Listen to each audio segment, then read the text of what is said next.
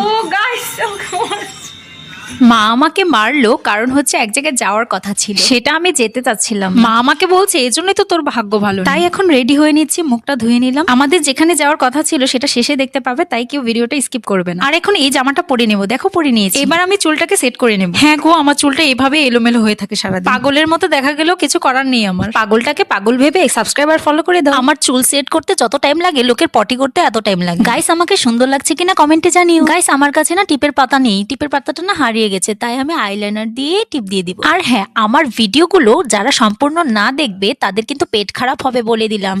আমি আপাতত কোনো মেকআপ করতে পছন্দ করি না, আমি একদম সিম্পল থাকতে পছন্দ করি, তাই একটু হালকা করে লিপস্টিক দিয়ে দেবো আর একটা টিপ, আর কিছুই না। কিন্তু কিছু ভিউয়ার্সরা আছে যারা সিম্পলদের পছন্দ করে না, গর্জিয়াসদের পছন্দ করে, তাতে আমার কিছু করার নেই, কিন্তু আমি সিম্পল থাকতেই পছন্দ করি সবসময়। আর এই যে দেখো ওড়নাটা নিয়ে একটা গল্প আছে, সেটা অন্যদিন বলবো। আর এই ওড়নাটা নিয়ে ঢং ঢং করে আমি পরে নিলাম। আমার বাড়িতে আমার একটা ভাই এসেছিল, ভাই বলেছে আমি নাকি সস্তার ইউটিউবার, যার নাকি কোনো প্লে বাটন নেই। এবার মা আর আমি বেরিয়ে পড়েছি। দেখো গাইস কোথায় এলাম, ওই তো বৈষ্ণব সেবা, আর হ্যাঁ জগন্নাথকে দেখতে।